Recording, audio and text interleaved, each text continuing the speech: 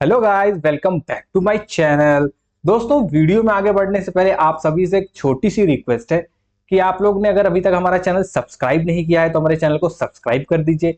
Video पसंद आए तो वीडियो को लाइक जरूर कर दीजिएगा और अपने सवाल या सुझाव कमेंट में कमेंट करना बिल्कुल भी मत भूलिएगा। चलिए दोस्तों, शुरू करते हैं आज की अपनी एनालिसिस। तो दोस्तों, आज हम बात करने वाले हैं चेन्नई सुपर किंग्स के स्क्वाड के बारे में।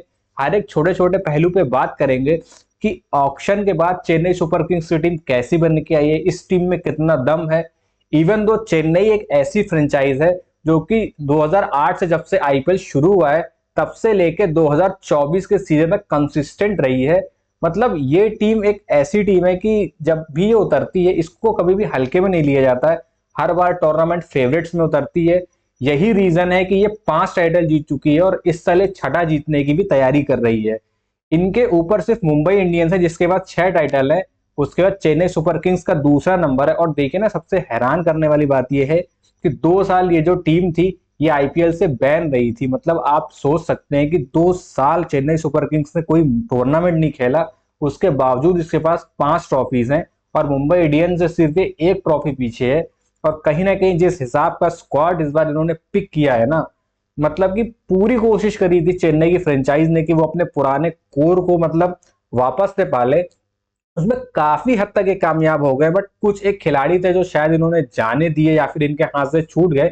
उसके अलावा इन्होंने पुराना पैक ही अपना रखा है। इनकी जो फिलॉसफी है ना, सबसे सक्सेसफुल फ्रेंचाइजी होने की जो फिलॉसफी है इनकी, वो सिंपल है कि फॉरेन प्लेयर्स को मतलब बिट्स एंड पीसेस में आप यूज करिए और रिलाय करिए इंडियन कोर के ऊपर। सेम काम मुंबई इंडियंस करती आ रही है थ्रू आउट द ईयर, इसीलिए उसके पास 6 ट्रॉफीज हैं। और वही काम चेन्नई सुपर किंग्स करती आ रही है कि इंडियन प्लेयर्स को बैक करते हैं। प्लस जो इनके सीनियर खिलाड़ी ना शुरू से लगभग वो इन्होंने अपने साथ बनाए रखे हैं। साथ ही साथ जो युवा प्लेयर आता है उसको भी ग्रूम करते हैं और आगे जाने वाले सीजन में वो इनके काम आता है। क्योंकि देखिए, हर टीम के पास ना 21-22 प्लेयर की लॉट होती है। तो हम सभी जानते हैं कि टूर्नामेंट में खेलेंगे तो 11 या 12 ही प्लेयर। तो जो बाकी के युवा प्लेयर इनके साथ आते हैं ना, तो वो 1-2 साल कैंप में रहते हैं, टूर्नामेंट में साथ रहते हैं, बेंच पे रहते हैं, सीखते हैं। और उसके बाद जब उनको मौका मिलता है ना, तो वो एकदम मैच्योर प्लेयर बन चुके होते हैं और इस टीम के लिए परफॉर्म करते हैं। तो मोटा मोटा कहा जाए तो इस टीम को ना क्या बोलते हैं कि जौहरी एक तरह से ये टीम है कि हर प्लेयर को परखती है, उसकी एबिलिटी के अनुसार उसको सिखाती है, उसका फुल यूटिलाइजेशन लेती है। जैसे मैंने कल के वीडियो में बताया था कि कुणाल पांडे का यूटिलाइजेशन लखनऊ सुपर जायंट्स नहीं ले पाई, शायद आरसीबी ले पाए। सेम एमएस धोनी की टीम या ऋतुराज गायकवाड़ की चेन्नई सुपर किंग्स करती है। प्लेयर्स को लाते हैं, उनको बनाते हैं और बाद में वही प्लेयर्स जो होते हैं इनको फायदा देते हैं। तो इस बार भी ऑक्शन में चेन्नई बैठी थी और बहुत स्मार्ट बाई करी है चेन्नई ने। पर्स उनके पास उतना ज्यादा था नहीं, क्योंकि उन्होंने रिटेन जो थे ना बड़े प्लेयर किए थे, उसमें एमएस धोनी थे। उनकी तो शायद किस्मत इसलिए खुल गई थी कि MS Dhoni as an uncapped Indian खेले थे। तो अगर ये भी बात है कि अगर ये अनकैप्ड इंडियन वाला रूल ना आता ना, तो शायद एमएस धोनी आपको इस साल के टूर्नामेंट में दिखाई ना देखे। बट इस साल फिर से आपको एमएस धोनी प्लेइंग 11 में खेलते हुए दिखाई देंगे, अपना एक्सपीरियंस टीम के साथ शेयर करेंगे और कोशिश करेंगे कि इस बार वो अपने छठा टाइटल जीत सकें। और ऋतुराज गायकवाड़ जो उनके न्यू कैप्टन है, आपकी स्क्रीन पे आप देख सकते हो, उनको अपना पहला आईपीएल का ट्रॉफी और आईपीएल का टाइटल मिले एज अ कैप्टन। तो इसी वीडियो में बात करेंगे, पूरा शॉर्ट एनालिसिस मैं आपके सामने लाऊंगा, आपको प्रोबेबल प्लेइंग 11 बताऊंगा, हर मतलब कि बैट्समैन से लेके ऑलराउंडर से लेके बॉलर, हर एक चीज पे बात करेंगे। सबसे पहले शुरुआत कर लेते हैं ऋतुराज गायकवाड़ से ही। देखिए, ऋतुराज गायकवाड़ भी युवा प्लेयर थे, इनको चेन्नई ने अपने स्क्वाड में रखा, फिर ग्रूम किया। उसके बाद आज देखिए वो उस टीम के युवा कैप्टन है। अभी हाल ही में ऋतुराज ने कहीं इंटरव्यू दिया था, उसमें उसने बताया था कि कैसे उनको कैप्टेंसी दी गई। मतलब टूर्नामेंट शुरू होने से 4 या 5 दिन पहले सडनली उनको पता चलता है कि वो तो टीम के कैप्टन है। तो उसके बाद ना वो एमएस धोनी के पास थे, उन्होंने एमएस धोनी से बात करी तो एमएस धोनी ने उनसे कहा कि जी हाँ, आज से आप कैप्टन हो। प्लस मैं मतलब आप ये सोचो कि मैं आपकी फील्ड पे मदद करूंगा या मैं डिसीजन लूंगा, तो ऐसा बिल्कुल भी नहीं। आप डिलेमा में बिल्कुल भी मत रहिएगा। आप एज अ कैप्टन काम करिए, आप जो भी डिसीजन लेंगे उसको मैं बैक करूंगा, उसको सपोर्ट करूंगा। हाँ, कहीं पे अगर मुझे लगेगा कि आपके डिसीजन से टीम का ब्लंडर हो सकता है या मैच हमारे हाथ से निकल सकता है, तो जरूर मैं बीच में आके आपको एक बार सलाह दूंगा कि देखिए ये डिसीजन ठीक नहीं है, आप इसमें थोड़ा सा सुधार कर सकते हैं। बाकी उसके अलावा अब ये आपकी टीम है, आपको चलानी है। आप जैसा टीम को दिशा निर्देश देंगे टीम वैसा ही करेगी। इनफैक्ट आप मुझे जो बोलेंगे मैं भी वही करूंगा। जो रोल आप मुझे देंगे वो मैं करूंगा। अब आप मुझसे एक्सपेक्ट ये मत करिएगा कि मेरे सहारे एकदम मत रहिएगा कि धोनी भाई जो करेंगे वही होगा। तो मतलब MS धोनी की महानता है, इसीलिए बोलते हैं ना थाला फॉर अ रीजन। इसीलिए उनकी इतनी फैन फॉलोइंग है, हर कोई उनको इतनी रेस्पेक्ट करता है, और इसीलिए वो इंडिया के सबसे सफल कप्तानों में से एक है। आईसीसी के सारे टूर्नामेंट जीते हैं, सीएसके के लिए भी काफी लंबे टाइम तक उन्होंने कैप्टेंसी करी और 5 टाइटल जिताने में उनका अहम योगदान है। और मुझे लगता है कि छठा टाइटल जिताने में भी वो बहुत बड़ा योगदान अपना देने वाले हैं। ऋतुराज गायकवाड़ युवा कैप्टन थे और पिछला टूर्नामेंट उनके लिए मतलब इतना कुछ खास नहीं गया ऋतुराज के लिए, जैसा कि एक्सपेक्टेड था कि जाना चाहिए था, बट उतना खास नहीं गया उनके लिए। ये भी है कि पहला उनका टूर्नामेंट था, तो कोई खैर उनपे ऐसा भी नहीं कि बहुत बर्डन ला सकती हैं टीमें, बट पहला टूर्नामेंट था, उसके लिहाज से ना उन्होंने काफी अच्छा काम किया यहाँ पे। क्योंकि होता क्या है ना, जब प्लेयर एज अ कैप्टन, कोई प्लेयर होता है टीम में, वो एज अ कैप्टन जब आता है ना, तो उसकी फॉर्म सडनली ड्रॉप हो जाती है। जो ऋतुराज के साथ ये देखने को नहीं मिला पिछले टूर्नामेंट पे, फॉर्म उनके साथ बनी रही, उन्होंने प्रेशर को अच्छा हैंडल किया, इनफैक्ट कैप्टेंसी भी बहुत अच्छी की थी। इसलिए इनका विन परसेंटेज 50 है अभी। 14 मैचेस खेले थे, उसमें 7 जीती थी चेन्नई, 7 हारी थी इनकी कैप्टेंसी में। Win percentage 50, loss percentage 50। तो दोनों ही सूरतों में आप समझ सकते हैं कि पहला जो season as a captain Ruturaj है काफी अच्छा गया। हालांकि इनको बैकअप था, MS धोनी वहां पे थे, रविंद्र जाडेजा मौजूद थे, प्लस डेविन कॉनवॉय थे, डेरिल मिचेल थे, काफी सीनियर खिलाड़ी थे। उसके बावजूद अब एज अ कैप्टन अगर आपको डिसीजन लेने पड़ते हैं, कॉल्स आपकी होती है फाइनल, तो अच्छा प्रभावित किया था। और मुझे लगता है कि अब टूर्नामेंट को 1 साल हो चुके हैं, 1 साल और अनुभव लेके आए हैं, 1 साल पुराने कैप्टन है, अब दूसरा सीजन है। इस साल मुझे लगता है और अच्छे डिसीजंस लेंगे, और जो विन परसेंटेज इनका 50 है, ये बढ़ के शायद 70 से 75 जा सकता है, या बोलो तो 80% तक भी जा सकता है। बट अगर कोई मुझसे कहे कि नहीं यार ऋतुराज का विन परसेंटेज इससे नीचे आएगा, तो उसका तो देखिए कोई सवाल ही पैदा नहीं होता है। तो अभी तक जो टीम MS धोनी की चेन्नई सुपर किंग्स होती थी, अब फाइनली फैंस ने, ऑडियंस ने एक्सेप्ट कर लिया है कि अब ये MS धोनी की नहीं, अब ये ऋतुराज गायकवाड़ की चेन्नई सुपर किंग्स है, जिसके अहम हिस्सा MS धोनी है। मतलब आप ये समझ लो कि इस टीम के जो मेन इंजन है ना, वो तो MS धोनी है, नो डाउट। पर मुझे लगता है अभी MS Dhoni as a player खेल रहे हैं, आगे जाके हो सकता है वो चेन्नई में एज अ आपको मेंटोर या फिर कोच भी दिखाई दे सकते हैं। तो दोस्तों एक और बड़ी खबर है चेन्नई सुपर किंग्स के लिए, जो कि अच्छी है, कि रविचंद्रन अश्विन है वो टीम में वापस आ चुके हैं। मतलब स्टार्टिंग से रविचंद्रन अश्विन चेन्नई के साथ थे, उसके बाद चेन्नई ने उन्हें जाने दिया या उनके हाथ से निकल गए, उसके बाद वो दिल्ली के लिए खेले, फिर राजस्थान के लिए खेले। अब फाइनली चेन्नई ने ऑक्शन में उनको मौका मिला, तो उन्होंने रविचंद्रन अश्विन के पीछे दाव खेला और फुल ऑन गए थे अश्विन के पीछे, और उनको खरीद के ही माने। तो अन्ना अब अपने होम ग्राउंड पे आ चुके हैं, चेन्नई के प्लेयर है, चेन्नई में ही खेलेंगे, MS चिदम्बरम स्टेडियम में खेल के बड़े हुए हैं। और एक मजे की बात यह है कि रविचंद्रन अश्विन के जो रिकॉर्ड्स है ना, बॉलिंग टू बॉलिंग और एज अ बैट्समैन भी MS चिदम्बरम स्टेडियम में बहुत ही शानदार है। तो इसका बेनिफिट जरूर चेन्नई को होगा। प्लस अब तो वो इंटरनेशनल क्रिकेट से रिटायर भी हो चुके हैं, तो और अच्छे से बिना किसी प्रेशर के अपना परफॉर्मेंस दे पाएंगे, और शायद चेन्नई को छठा टाइटल जिताने में मदद करें। अब दोस्तों एक बार जरा आप लोग नजर मार लीजिए चेन्नई के स्क्वाड पे, क्योंकि देखिए स्क्वाड पे नजर मारना भी काफी ज्यादा जरूरी है।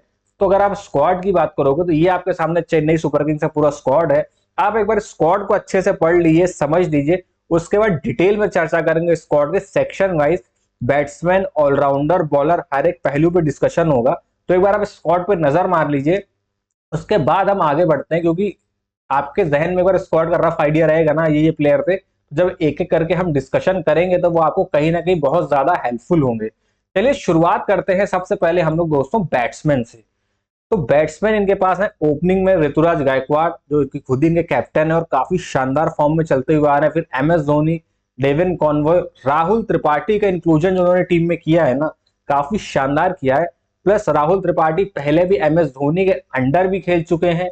राइजिंग पुणे सुपर जायंट्स के लिए जब 2 साल के लिए चेन्नई बैन हुई थी, तो MS धोनी ने एक सीजन कैप्टेंसी करी थी राइजिंग पुणे सुपर जायंट्स के लिए।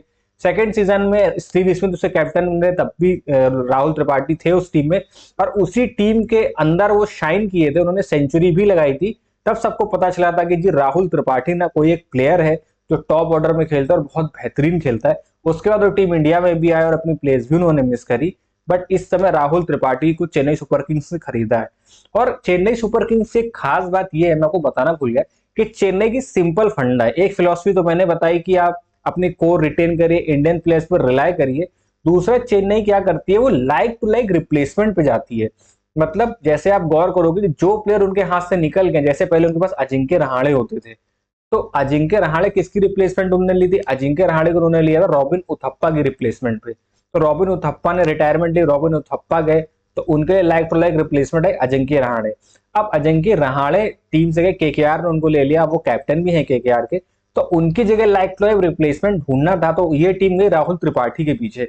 तो मतलब इसीलिए इतनी सक्सेसफुल फ्रेंचाइज है कि टीम तो टीम, जो इनकी मैनेजमेंट है ना, जो बैकएंड में काम करती है, प्लान्स बनाती है, वो कितना सोच के आती है कि भाई ये बंदा गया तो उन्होंने पिक करके रखा था कि अगर अजिंक्य रहाणे नहीं मिलते हैं तो हम राहुल त्रिपाठी को लेंगे। तो प्लान्स उनके पास रेडी होते हैं, plan A, plan B, plan C, मुझे लगता है प्लान डी लेके भी चेन्नई सुपर किंग्स चलती होगी।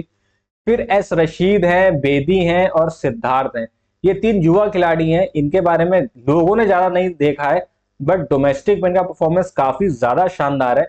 पर ये कि इनकी टीम की लाइनअप ऐसी, शायद इन प्लेयर्स को मौका मिले, may be as an impact player utilise हो सकते हैं, बट इस सीजन मुझे नहीं लगता कि इन तीन खिलाड़ियों को बहुत ज्यादा मौके मिलेंगे। हाँ, एक आधा मौका मिले, उसमें अगर कोई खिलाड़ी शाइन कर जाता है तो बात अलग है, अदरवाइज इनको उतना मौका मिलने वाला नहीं है। बट बैटिंग इनकी देखते हैं ना बहुत ज्यादा सुदृढ़ लग रही है। अभी तो आप बैट्समैन बैट्समैन देख रहे हैं, हम जब आगे बढ़ेंगे ना तब आप एकदम पक्का हो जाएगा कि भाई क्या बैटिंग है चेन्नई सुपर किंग्स, को कैसे आउट करोगे। और इनकी लाइनअप में खास बात ये होती है कि फॉरेन प्लेयर्स आपको इतने ज्यादा नहीं दिखेंगे, जैसे कि आपको आरसीबी में दिख जाए या लखनऊ सुपर जायंट्स में या किंग्स 7 पंजाब में दिखे। ये इंडियन कोर पे ही विश्वास करती है, इसीलिए ये इतनी सफल फ्रेंचाइज है। सेम जाता है मुंबई इंडियंस के ऊपर कि वो भी इंडियन कोर पे रिलाई करती है, इंडियन प्लेयर्स पे बिलीव करती है, इसीलिए वो इस टूर्नामेंट की सबसे सक्सेसफुल फ्रेंचाइज है। उसके बाद आपकी चेन्नई सुपर किंग्स है। ये तो हो गई दोस्तों बैट्समैन की बात। अब जरा हम बात कर लेते हैं इस टीम के ऑलराउंडर पे।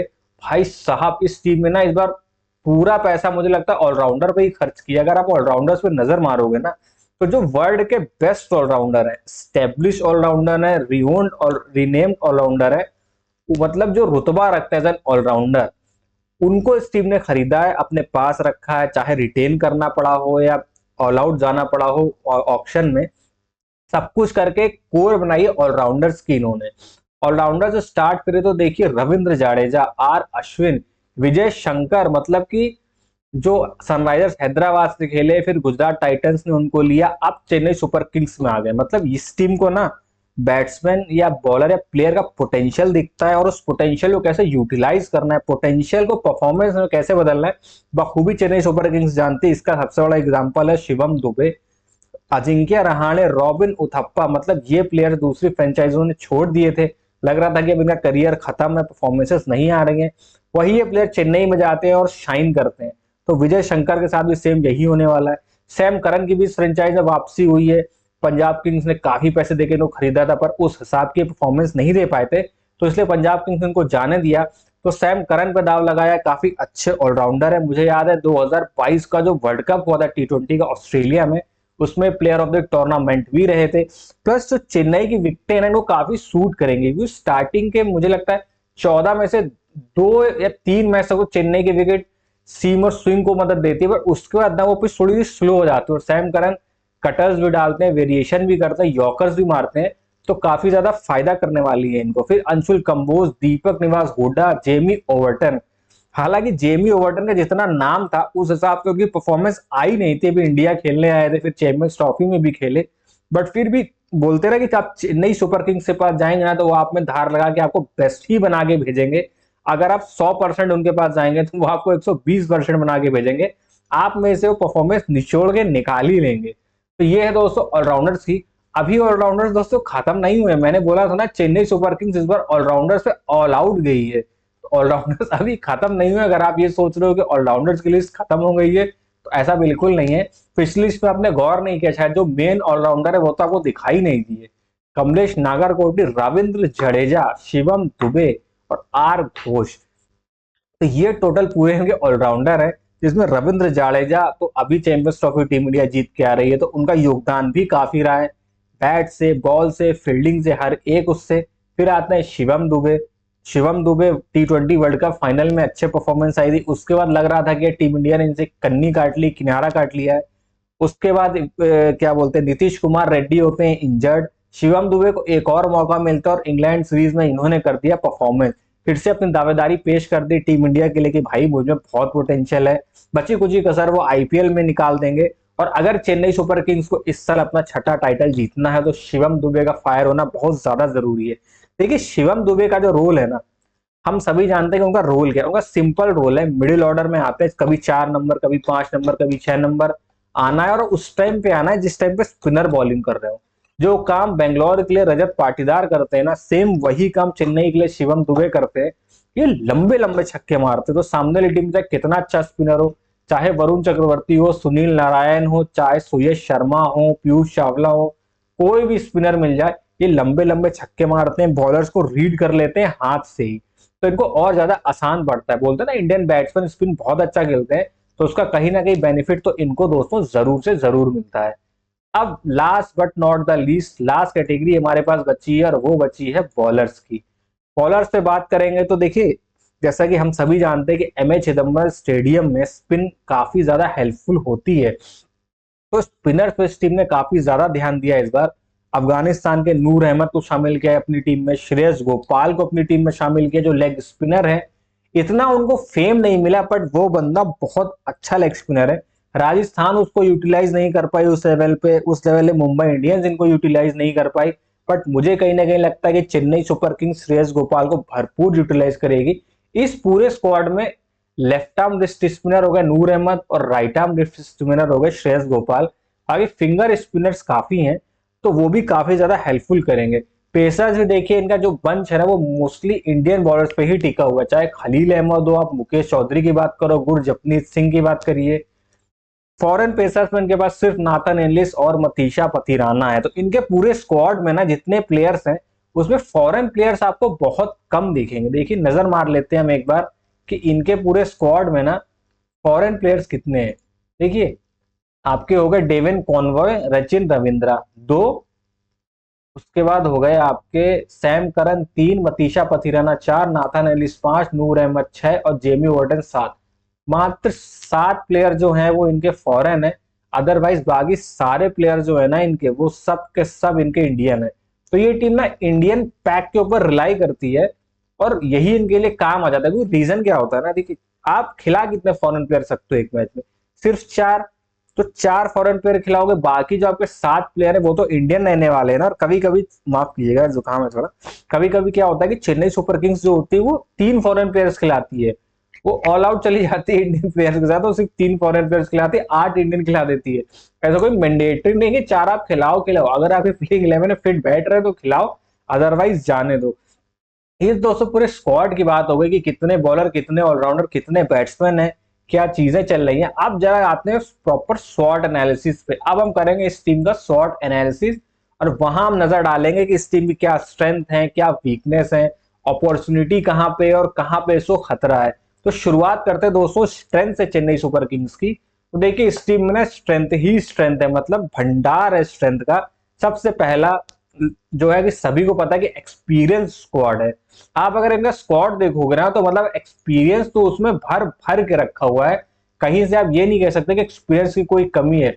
ऋतुराज गायकवाड़ काफी सालों से आईपीएल खेल रहे हैं, प्लस अब इंडियन टीम में भी खेल चुके हैं, कैप्टेंसी भी कर चुके हैं, तो काफी ज्यादा एक्सपीरियंस है, बैट से रन निकलते हैं। एम एस धोनी, मतलब एक्सपीरियंस की क्या ही बात करोगे, महान खिलाड़ी हैं।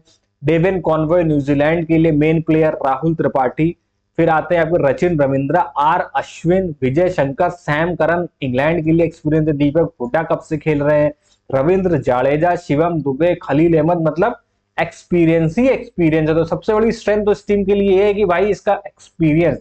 दूसरा बेस्ट ऑलराउंडर्स, ये तो बात माननी पड़ेगी, अगर आप ऑलराउंडर कैटेगरी में जाओगे ना तो चेन्नई ऐसी वाहिद टीम है जिसके बाद बेस्ट क्वालिटी के ऑलराउंडर है, रमे ऑलराउंडर है।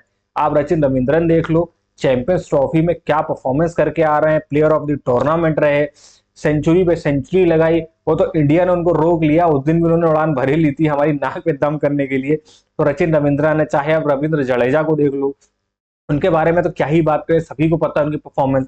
अब आर अश्विन भी इनकी टीम का हिस्सा है, प्लस शिवम दुबे इनकी टीम में, जेमी ओवर्टन इन्होंने शामिल कर लिए, सैम करन। इनको ऑलराउंडर्स की खास बात है कि प्रॉपर बॉलर और प्रॉपर बैट्समैन है, मतलब इनके ऑलराउंडर्स प्रॉपर 4 ओवर डालेंगे, और 4 ओवर ऐसे नहीं कि सिर्फ आप ओवर निकालने को डालेंगे, 4 ओवर ऐसे है कि गेम चेंजिंग 4 ओवर डाल सकते हैं वो। प्लस बैटिंग में भी वही काम कर सकते हैं, मैच विनर है इनके ऑलराउंडर। तीसरी बात करें तो क्वालिटी फ्रंटलाइन सीमर है इनके। इनके जो सीमर है ना वो अच्छे क्वालिटी के हैं।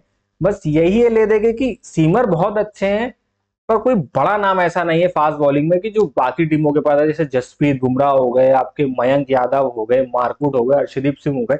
ऐसा कोई जोरदार नाम नहीं है, पर क्वालिटी सीमर अच्छे हैं। और स्पिनर की भी बात करें तो क्वालिटी स्पिनर भी इनके बहुत अच्छे हैं। फिर चाहे आप आर अश्विन को ले लो, रविंद्र जाडेजा को ले लो, श्रेयस गोपाल को ले लो, मतलब ऐसा नहीं कि टीम के पास स्पिनर की कमी है। सचिन रविंद्रा भी पूरे 4 ओवर फेंकते हैं, तो ऑलराउंडर कैटेगरी में ही वो कंपनसेट कर देते हैं स्पिनर और पेसर्स को भी। One of the best batting lineup है। इससे तो हम बिल्कुल नजरअंदाज नहीं कर सकते कि बैटिंग लाइनअप बेस्ट क्यों है, क्योंकि इस टीम का हर एक प्लेयर मैच विनर है। ये कहीं से भी कमी नहीं छोड़ती है कि ऐसा कोई प्लेयर नहीं है कि जिसपे आप मतलब बच के निकल जाए सामने वाली टीम। अगर आप बॉलिंग की बात करोगे तो सामने वाली टीम होते नहीं कि प्लेयर सोचते हैं कि जैसे जसप्रीत बुमराह है, तो टीमें सोचते हैं बुमराह का ओवर खेल के निकाल दो, उसका ओवर आएगा तो हम उसको मारेंगे। पर इस टीम में ना ऐसा कहीं गैप आपको दिखाई नहीं देता। देखिए, आप आर अश्विन को मारेंगे, कि आप रविंद्र जाडेजा को मारेंगे, कि आप मतीशा पथिराना को मारेंगे, कि नाथन एलिस को मारेंगे, कि आप सैम करन को मारेंगे, कि आप क्या बोलते हैं श्रेयस गोपाल को मारेंगे, आप किसको मारेंगे? सारे ही एक्सपीरियंस प्लेयर हैं, अच्छे प्लेयर हैं और बेहतरीन प्लेयर हैं। तो इसलिए इस टीम में ना स्ट्रेंथ स्ट्रेंथ बहुत ज्यादा है। अब चलिए आगे बढ़ते हैं दोस्तों, बात कर लेते हैं जरा वीकनेस की। देखिए, हर किसी की कोई ना कोई वीकनेस होती है। बड़ी मुश्किल से मुझे चेन्नई सुपर किंग्स से एक वीकनेस मिली, और वीकनेस है उनका पेस अटैक। वीक है, अच्छा है, जैसे मैंने अभी बात करी कि पेस अटैक इनका अच्छा है, पर एक्सपीरियंस की कमी है, इसलिए अब मैंने वीक लिखा। बट एक लैक ऑफ एक्सपीरियंस की कमी है उसमें। चाहे मतीशा पथिराना को आप देख लो, कि जब क्रंच सिचुएशन आती है ना, जब पिटाई लगना शुरू होती है, तो वो पिटते चले जाते हैं। प्लस एक सैम करन है इनके पेस अटैक में, जिनके पास काफी ज्यादा मैचेस का अनुभव है। उसके अलावा मुकेश चौधरी हो, गुरजपनीत हो, या आपके नेथन एलिस हो, तो इन बॉलर्स के पास उतना एक्सपीरियंस नहीं है। टैलेंट में कोई कमी नहीं है, स्किल में कोई कमी नहीं है, और जो थोड़ी बहुत कमी होगी वो चेन्नई सुपर किंग्स दूर भी कर लेगा उनका मैनेजमेंट। लेकिन दिक्कत वहीं आएगी कि एक्सपीरियंस की थोड़ी कमी है। हालांकि एम एस धोनी, रविंद्र जडेजा, इनका एक्सपीरियंस कंपनसेट कहीं ना कहीं कर देता है, पर फिर भी अगर आप बाकी टीमों का बॉलिंग अटैक देखोगे एक्सपीरियंस वाइज, तो चेन्नई सुपर किंग्स का बॉलिंग अटैक थोड़ा सा हल्का है। या मैं एक्सपीरियंस की बात कर रहा हूं, इसलिए मैंने वीक लिखा है। अदरवाइज कोई वीकनेस इस टीम में मुझे दिखाई ही नहीं देती है। अब दोस्तों आगे बात कर लेते हैं जरा अपॉर्चुनिटी की, कि किसके पास अपॉर्चुनिटी है। तो सबसे बड़ी अपॉर्चुनिटी तो खुद चेन्नई सुपर किंग्स के पास है, कि भाई छठवां टाइटल जीतने की अपॉर्चुनिटी है, और मुंबई इंडियंस की बराबरी करने की अपॉर्चुनिटी है टाइटल विंस में। ये सिर्फ मुंबई इंडियंस के पीछे है, और जिस हिसाब से उन्होंने इस बार स्क्वाड चुना है ना, तो उस हिसाब से ये टीम जो है ना, मुझे तो टॉप 4 में अभी से दिखाई दे रही है। अगर ये मतलब प्लेऑफ तक नहीं पहुंचती है इस सीजन, तो भाई बहुत बड़ा ब्लंडर होगा। फिर हो सकता है इंटीरियर दूसरी टीम में बहुत ज्यादा कॉम्पिटेटिव क्रिकेट हो जाए, और इस साल मुझे लगता है बहुत कॉम्पिटेटिव क्रिकेट देखने को मिलेगी। बहुत बड़े बड़े टोटल आपको चेज होते हुए दिखाई देंगे, बनते हुए दिखाई देंगे, और एंड आते आते बहुत लो स्कोरिंग गेम्स भी दिखाई देंगे। कुल मिला के आपको ना वन साइडेड मैच मुझे लगता है कि बहुत कम दिखाई देंगे, 2 या 3 ही दिखेंगे। अदरवाइज सारे आपको यहाँ पे ना एकदम क्लोज कांटेदार टक्कर होती हुई दिखाई देगी। दूसरी जो अपॉर्चुनिटी है वो आपकी है राहुल त्रिपाठी के लिए, जिनके पास चांस है फिर से शाइन करने का। अपनी जो पहचान खो गई है लोगों के बीच में, कि टीम उनको कंसिडर नहीं कर रही है, इंडिया के लिए भी खेले तो फिर ऑल ऑफ द सडन ये गायब हो गए, उससे टीम की लीग से सोच से ही बाहर हो चुके हैं। तो राहुल त्रिपाठी के बाद बहुत अच्छा मौका है अपने आप को प्रूव करने के लिए। चेन्नई ही एक ऐसी टीम है जो उनको प्रॉपर मौके देंगे, सही नंबर पे खिलाएंगे, सही रोल देंगे। बस राहुल त्रिपाठी को काम ये करना है कि उस रोल को उनको करना है जस्टिफाई। अगर वो कर देते हैं तो जाहिर सी बात है वो फिर से शाइन करेंगे। आरपीएस के साथ जब ये थे एम एस धोनी के अंडर में, तब दुनिया ने जाना था राहुल त्रिपाठी कौन है। इस बार भी राहुल त्रिपाठी एम एस धोनी के अंदर ही खेलेंगे, साथ खेलेंगे, अंडर खेलेंगे ही मतलब है। तो कहीं ना कहीं इस बार फिर से उनके पास मौका है शाइन करने का। अगर इस बार वो शाइन कर गए तो कहीं ना कहीं वो टीम इंडिया के सिलेक्टर्स और उनकी निगाह में भी आ जाएंगे। अब दोस्तों बात कर लेते हैं जरा थ्रेट की, कि थ्रेट क्या है इस टीम के सामने सबसे बड़ा। उनके पास थ्रेट यही होगा कि जो उनका पेस अटैक है ना, अवे गेम्स में उनके लिए बहुत बड़ा चैलेंज होने वाला है। जहां पे मतलब कि पेसर्स को बिल्कुल मदद नहीं मिलती। जो हाई स्कोरिंग वेन्यू है, चाहे आप हैदराबाद की बात कर लो, चाहे आप ईडन गार्डन्स की बात कर लो, चाहे आप बात कर लो चिन्नास्वामी स्टेडियम की, या फिर आप बात कर लो वानखेड़े की, ये 4 जो वेन्यू है ना, गुजरात का नाम मैंने इसलिए नहीं लिया अहमदाबाद क्योंकि उसमें 2 पिचेस यूज होती हैं, सेम लखनऊ का है वहां पे भी 2 पिचेस यूज होती हैं, कभी वो स्पिन फ्रेंडली होती हैं, कभी पेस फ्रेंडली होती है, इसलिए मैंने उनका नाम नहीं लिया। बट ये जो 4 वेन्यूज है ना, आपके मुंबई, आपका हैदराबाद, आपका ईडन गार्डन्स कोलकाता, और चौथा वेन्यू कौन सा था, हाँ एम चिन्नास्वामी बेंगलुरु। तो ये 4 वेन्यूज है ना, यहाँ पे इनकी जो पेस बॉलिंग होगी उसका बहुत ज्यादा टेस्ट होगा, क्योंकि यहाँ पे ना पेसर्स को कुछ खास मदद मिलती नहीं, इनफैक्ट बॉलर्स के लिए कुछ नहीं होता है। वहां इनके जो बॉलर्स होंगे ना, जो एक्सपीरियंस की कमी है, वहां पे उनका अच्छा टेस्ट होगा। अगर यहाँ वो टेस्ट इन बॉलर्स ने पास कर लिया, ये थ्रेड अगर चेन्नई सुपर किंग्स के बॉलर ने पास कर लिया, तो समझ लीजिए कि इनको चैंपियंस बनने से कोई भी नहीं रोक सकता। इनफैक्ट प्लेऑफ में जाने से तो कोई भी नहीं रोकने वाला है। जो टीम इस समय दिखाई दे रही है और जो प्लेयर्स की फॉर्म दिखाई दे रही है, उसको मद्देनजर नजर रखते हुए ये टीम तो प्लेऑफ में जाते हुए हमको इस बार दिखाई दे रही है। अब दोस्तों जरा प्लेइंग 11 पे एक बार नजर डाल लीजिए कि क्या प्रोबेबल प्लेइंग 11 हो सकती है शुरुआत के मैचेस में। सबसे पहले इस टीम की जो रेगुलर जोड़ी ओपनिंग के डेविन कॉनवॉय और ऋतुराज गायकवाड़ दी कैप्टन। देखिए चेन्नई सुपर किंग्स ज्यादा छेड़छाड़ करता नहीं है बैटिंग ऑर्डर में, तो उनके ओपनर जो है ना वो फिक्स है, सारी दुनिया को पता है कि गायकवाड़ और कॉनवे ही ओपन करने वाले हैं। 3 नंबर पे आएंगे रचिन रविंद्रा। हो सकता है कि कॉनवे की एब्सेंस में आपको रविंद्रा भी ओपन करते हुए दिखाई दें, बट ऋतुराज गायकवाड़ के साथ या तो रविंद्रा या तो कॉनवे, दोनों में से एक ओपन करता हुआ मिलेगा ही मिलेगा। 3 नंबर पे आपको रविंद्रा खेलते हुए दिखाई देंगे। उसके बाद 4 नंबर पे आएंगे शिवम दुबे। 5 विजय शंकर, क्योंकि इस बार लिए गए हैं तो विजय शंकर यूटिलाइजेशन जरूर करेगी टीम, 5 बार विजय शंकर दिखाई दे सकते हैं। उसके बाद आपको दिखाई देंगे रविंद्र जाडेजा, फिर आएंगे एम एस धोनी, उसके बाद Sam Curran, Ravichandran Ashwin. Bowler में आपके पास मतीशा पथिराना और खलील अहमद। राहुल त्रिपाठी को एज एन इम्पैक्ट पर यूज किया जा सकता है, या फिर ये भी हो सकता है कि राहुल त्रिपाठी आपको 5 नंबर खेलते हुए दिखाई दे और Vijay Shankar as an impact player use हो। अब मजे की बात यह है कि इस टीम के पास नाथन एलिस भी हैं, तो देखिए रोल एक एक करके बात कर लेते हैं। डेविन कॉनवे और गायकवाड़ का तो आपको पता है ओपन से टोन सेट करके देंगे, फिर आएंगे आपको रचिन रविंद्रा, ये 3 आएंगे। अगर 4 नंबर पे अगर जल्दी विकेटें गिर जाती हैं तो फिर शिवम दुबे आपको दिखाई नहीं देंगे। हो सकता है कि राहुल त्रिपाठी का यूज कर ले टीम, या फिर विजय शंकर को प्रमोट कर दे। बट ऊपर से अगर डिसेंट शुरुआत भी मिल जाती, पावर प्ले में मान लीजिए 50-55 रन भी बन जाते हैं और एक आधा विकेट गिरता है और स्पिनर्स बॉलिंग कराने आते हैं, तो तुरंत आपको शिवम दुबे खेलते हुए दिखाई दे जाएंगे। सैम करन का रोल वही रहेगा कि लास्ट में आए, थोड़ा फिनिशिंग टचेस दें, और बॉलिंग में पावर प्ले और डेथ का जिम्मेदारी सैम करन और खलील अहमद के पास रहेगी। मोस्टली खलील अहमद से ना टीम डेथ में बॉलिंग करवाने से बचेगी, क्योंकि डेथ में उतनी अच्छी बॉलिंग पिछले टूर्नामेंट तो उनकी नहीं रही थी। बट डेथ के लिए फिर इनके पास मतीशा पथिराना है, तो डेथ का रोल आप ये समझ लीजिए कि सैम करन और मतीशा पथिराना के कंधों पे रहेगा। मिडिल ओवर्स का जो रोल है वो रविचंद्रन अश्विन, सर रविंद्र जाडेजा और आपके विजय शंकर और शिवम दुबे मिला के करा सकते हैं, साथ ही साथ रचिन रविंद्रन भी इनका साथ देंगे। प्लस पावर प्ले की बात करोगे तो सैम करन, खलील अहमद जरूर से जरूर आपको बॉलिंग डालते हुए यहाँ पे दिखाई देंगे। तो ये मेरे हिसाब से प्रोबेबल प्लेइंग 11 हो सकती है टीम की। हालांकि देखिए जब तक पहला मैच ना हो जाए कुछ कहा नहीं जा सकता, एक आध इंजरी कंसर्न भी हो सकते हैं, उसका तो हम कुछ कह नहीं सकते, देखिए वो हमारे हाथ में नहीं है। बट जो टीम चेन्नई सुपर किंग्स की है, जो 11 खेलती हुई नजर आ रही है, वो ऑन पेपर सॉलिड नजर आ रही है। कि सारे सेंसिबल प्लेयर हैं, सारे प्लेयर ऐसे हैं जो किसी भी गियर में खेल सकते हैं, कभी भी गेम चेंज कर सकते हैं, कभी भी मतलब कि लगेगा कि चेन्नई हार रही है और वहां से अपनी टीम को जिता के ला सकते हैं। तो ये मतलब बहुत ही कमाल की बात करी। देखिए मैंने बोला ना like to like replacement, Moeen Ali retire हो गए, मोइन अली ने छोड़ दिया सब कुछ, रिटायरमेंट ले ली हर उससे। तो ऑफ स्पिनर की कमी थी इस टीम में, तो ऑफ स्पिनर के लिए किसको लाया, रविचंद्रन अश्विन, जो बैटिंग भी बहुत अच्छी करते हैं और ऑफ स्पिनर हैं, तो उस पर तो हम डाउट ही नहीं कर सकते भाई, वेटरन प्लेयर हैं, लेजेंड प्लेयर हैं। तो चेन्नई बहुत ही बेहतरीन टीम है, मुझे लग रहा है इस बार शानदार परफॉर्मेंस करके देगी। बाकी दोस्तों आपको क्या लगता है कि चेन्नई इस बार प्लेऑफ तक पहुंचेगी, टूर्नामेंट जीतेगी कि नहीं जीतेगी, हमें कमेंट करके जरूर बताइएगा। और दोस्तों एम एस धोनी इस बार फिर से चेन्नई के लिए खेलेंगे, उसके लिए एक लाइक तो बनता है। तो दोस्तों आज के वीडियो में बस इतना ही, फिर मिलेंगे अगले वीडियो में, तब तक के लिए नमस्कार, जय हिंद, बाय बाय।